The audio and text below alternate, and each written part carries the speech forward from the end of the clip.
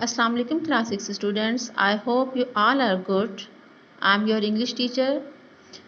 So students, you have done your third assignment yet. Our second chapter is started in third assignment. Now we will continue our second chapter in our fourth assignment. I am going to give you a little introduction of chapter The Wolf Children 1 and 2, as I have given you a full explanation in our third assignment. The Wolf Children story is divided into two parts. Chapter number 1 आपका था The Wolf Children 1 and chapter number 2 The Wolf Children 2. Two parts में chapter divide है. It is a story of two human children who are looked like and behaved like wolves. Nobody knows that when they came in jungle and how they came in jungle.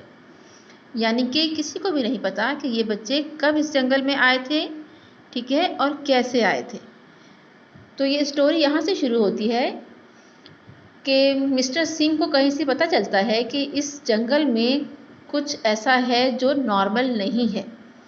लोग उन्हें devils कहा करते थे, ठीक है, devils कहा करते थे, क्योंकि उन्हें पता नहीं था कि ये क्या चीज़ें हैं. बस वो आवाज़ सुनते थे और किसी किसी ने उनको बस देखा था, लेकिन उन्हें ये नहीं पता था कि ये है क्या चीज़. तो मिस्टर सिंह वहाँ जाते हैं और अच्छी तरह से पता चलता है उन्हें कि ये जो दो बच्चे हैं ये इंसानों के बच्चे हैं, एनिमल्स नहीं हैं. और किसी तरह से वो उन दोनों बच्चों को, जो उनकी वाइफ ऑर्फनेज चलाती थी, यतीम खाना कहते हैं ऑर्फनेज को, जो ऑर्फनेज वो चलाती थी, उस ऑर्फनेज में उन दोनों बच्चों को ले आते हैं. दोनों गर्ल्स हैं, ठीक है. एक का नाम वो कमाला रखते हैं, बड़ी वाली लड़की का नाम, और छोटी वाली जो गर्ल होती है उसका नाम रखते हैं अमाला, ठीक है. तो इन दोनों को वो अपने ऑर्फनेज में लेकर आते हैं. जब वो ऑर्फनेज में आती हैं तो उन्हें बिल्कुल अच्छा नहीं लगता इंसानों के बीच में रहना. वो अपनी वही जो जिस तरह से बिहेव करती थी वुल्व्स की तरह, उसी तरह से बिहेव करती हैं वहाँ पर आकर भी, और उसी तरह से जैसे वो एनिमल्स खाते हैं ज़ुबान से चाट कर, उसी तरह से वो हर चीज़ खाया पिया करती थी. और चलना भी नहीं आता था उन्हें अपने, जिस तरह से इंसान पैरों पे चलते हैं उस तरह से उन्हें चलना भी नहीं आता था. वो अपने हाथों का और पैरों का इस्तेमाल करती थी चलने के लिए, भागने के लिए. और सारा दिन वो आराम से एक कोने में बैठी रहा करती थी. लेकिन जैसे ही रात होती थी वो दोनों गर्ल्स जो थी वो एक्टिव हो जाया करती थी, क्योंकि वुल्व्स भी जो है वो रात को ही एक्टिव होते हैं, ठीक है. तो जो मिसिस सिंह थी उन्होंने सोचा कि इनके बारे में हम किसी को भी नहीं बताएंगे, कि अगर ये बात शहर में फैल गई तो इन बच्चों के लिए अच्छा नहीं होगा. तो वो लोग इस बात को राज रखते हैं. लेकिन जब वो उन बच्चों को पहली दफ़ा बाथ देते हैं, यानी नहलाने की कोशिश करते हैं, तो उन बच्चों की, दोनों बच्चियों की चीखों से पूरा ऑर्फनेज गूंज उठता है. वो इतना चिल्लाती हैं क्योंकि उन्हें पसंद नहीं आता. तो फिर आहिस्ता आहिस्ता उनकी हरकतों की वजह से ये बात ऑर्फनेज से बाहर फैल गई. बहरहाल बहुत मुश्किल था मिसिस सिंह के लिए उन बच्चों को इंसानों की तरह से बिहेव करवाना. जब भी कोई इनके पास जाता तो ये उनको बाइट करती, उन पे जैसे एनिमल्स अपने नाखूनों से उनको स्क्रैच करते हैं, ये उस तरह से उनको स्क्रैचिंग करती. इन्हें बिल्कुल पसंद नहीं आता था कि कोई इनसे बात करे, कोई इनके पास आए. फिर कुछ टाइम गुज़रा तो जो उनकी दोनों लड़कियां जो थी वो बहुत बीमार हुई, और छोटी वाली जो लड़की थी, जो गर्ल थी, उसका इंतकाल हो गया, वो उसकी डेथ हो गई, अमाला की. और जो बड़ी जो गर्ल थी कमाला, वो बहुत ज़्यादा अपसेट हुई इसकी डेथ की वजह से, क्योंकि उसको वो नज़र नहीं आती थी. वो हर वक्त उसकी स्मेल सूंघने की कोशिश करती कि कहाँ है वो, उसको कहाँ से ढूंढूं. उसने खाना पीना छोड़ दिया तो मिसिस सिंह के लिए परेशानी और ज़्यादा बढ़ गई थी. लेकिन मिसिस सिंह ने हिम्मत नहीं हारी. वो कंटिन्यूसली उसके साथ किसी न किसी तरह से उसको समझाती रहती. उन्होंने उसकी टांगों के मसाज करना शुरू किया ताकि ये चलना सीखे. उन्होंने उसे इंसानों की तरह कपड़े पहनाने सिखाए. और जब वो पहली दफ़ा उसने इंसानों वाली आवाज़ निकाली तो मिसिस सिंह बहुत ज़्यादा खुश हुई. और फिर उसने काफ़ी वर्ड्स ऐसे थे जो उसने सीख लिए थे कमाला ने। और जो कमाला थी वो इंसानों के साथ घुल मिल गई थी, वहाँ ऑर्फनेज के बच्चों के साथ काफ़ी ज़्यादा अटैच हो गई थी। एक दफ़ा मिसिस सिंह को कहीं जाना था, उनकी आंटी बहुत बीमार थी। जब वो गई तो कमाला जो थी उसने बहुत ज़्यादा फील किया कि वो कहाँ चली गई, तो वो फिर से अपने ओल्ड बिहेवियर पर वापस आ रही थी। अकेले बैठने लग गई थी, खाना पीना छोड़ दिया था, सबके साथ खेलना छोड़ दिया था। लेकिन जैसे ही मिसिस सिंह वापस आई वो बहुत ज़्यादा खुश हुई और फिर से मिसिस सिंह के साथ अटैच हो गई और उनका हाथ नहीं छोड़ती थी कि कहीं फिर से मुझे छोड़कर ना चली जाए।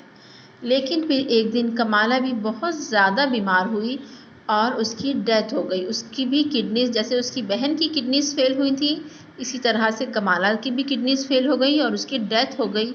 और मिस्टर सिंह, मिसिस सिंह और पूरा ऑर्फनेज जो था वो बहुत ज़्यादा उदास हो गया, बहुत ज़्यादा अफसुर्दा हुआ उसकी डेथ पर। सबको कमाला की बहुत ज़्यादा कमी महसूस हुई। ठीक है, ये हमारा एक छोटा सा इंट्रोडक्शन था आपके chapter the wolf children 1 and the wolf children 2 का। ठीक है, अब हम आते हैं अपने 4 असाइनमेंट की तरफ जो कि आपके चैप्टर नंबर 2 में से है, यानी द वुल्फ चिल्ड्रन 2 में से है। ठीक है, so students, this is your 4 assignment work. In this assignment, I have given you question answers and an exercise. I will explain you one by one. So first of all, I will explain you question answer. So listen me carefully. Question number 1 is, what did the Singhs decide to do and why? Singhs यहाँ पर mister और Mrs Singh दोनों को कहा गया है, इसलिए यहाँ पर S लगा दिया है। सिंह यानी दोनों, कि सिंग्स ने, मिस्टर और मिसिस सिंह ने क्या डिसाइड किया और क्यों डिसाइड किया। Answer is, the Singhs decided to keep the discovery of the girls a secret. Singhs ने डिसाइड किया कि जो बच्चों की जो डिस्कवरी थी उसको एक सीक्रेट रखा जाएगा, किसी को बताया नहीं जाएगा। They thought it would be best for them. उन्होंने सोचा कि ये इन दोनों के लिए ज़्यादा बेहतर होगा। Question number 2, why did the girls become active only at night?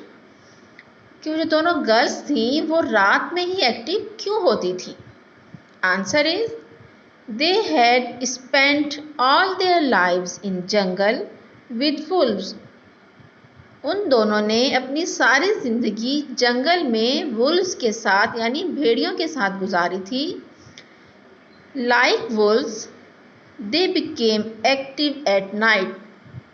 Wolves की तरह, भेड़ियों की तरह ही वो रात में एक्टिव होती थी।